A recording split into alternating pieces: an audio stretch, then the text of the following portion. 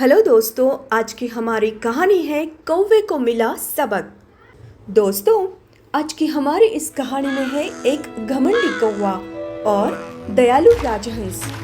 दोस्तों, एक बहुत ही सुंदर सरोवर था। उस सरोवर में बत्तखें तैर रही थी, जल मुर्गियाँ डुबकियाँ लगा रही थी और राजहंस मजे से जल क्रीड़ा कर रहे थे, यानी कि पानी में खेल रहे थे।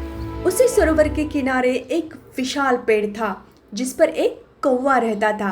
वह कौवा एकदम कोयले जैसा काला था। उसकी आवाज़ बहुत ही कर्कश थी और उसका उड़ना भी कुछ खास आकर्षक नहीं था। सरोवर के किनारे अक्सर लोगों की भीड़ लगी रहती थी।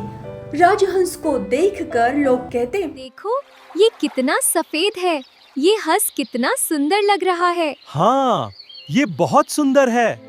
लेकिन जब लोग कौवे को देखते तो अपना मुंह सिकोड़ लेते थे।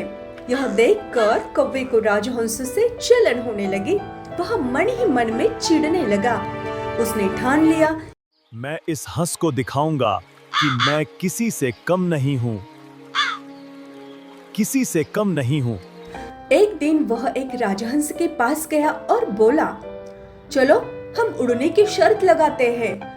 तुम कितनी तरह से उड़ सकते हो और कितनी देर तक उड़ सकते हो, ये हमें देखना है।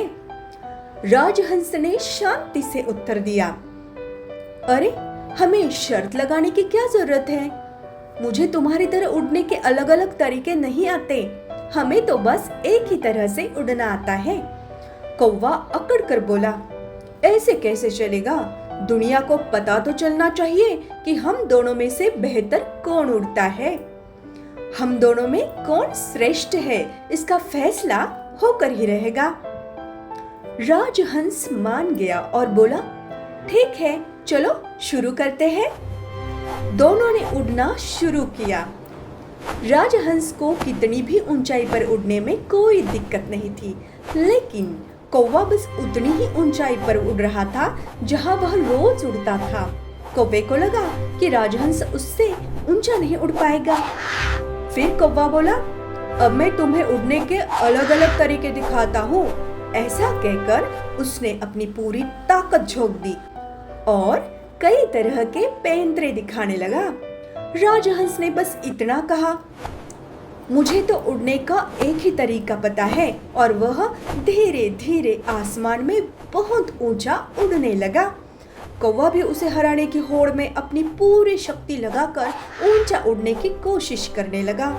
आखिरकार कौवा बुरी तरह थक गया। वह धीरे धीरे नीचे आने लगा। अब उसकी हालत ऐसी थी कि वह पंख भी नहीं फड़फड़ा पा रहा था। वह चक्कर खाकर नीचे गिरने लगा। नीचे एक नदी बह रही थी। डूबने के डर से वह चिल्लाया, राजहंस भाई, मुझे बचाओ। राजहंस ने कहा, हमने तो शर्त लगाई है, मैं तुम्हारी मदद नहीं कर सकूंगा।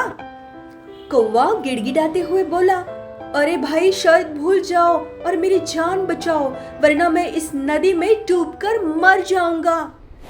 राजहंस को दया आ गई। वह थोड़ा नीचे आया। उसने कौवे को अपनी पीठ पर बिठाया और सुरक्षित उसके घर पहुंचा दिया। कौवे ने राजहंस का आभार माना और कहा, अब मैं समझ गया हूँ कि दौड़ केवल समान रूप से शक्तिशाली लोगों के बीच ही हो सकती है। मैं दोबारा ऐसी बेवकूफी नहीं करूंगा। दोस्तों, कहानी की सीख, हमें कभी भी दूसरों से अपनी तुलना करके बेकार का अहंकार या जलन नहीं करनी चाहिए। अपनी क्षमताओं को समझना ही समझदारी है। धन्यवाद दोस्तों।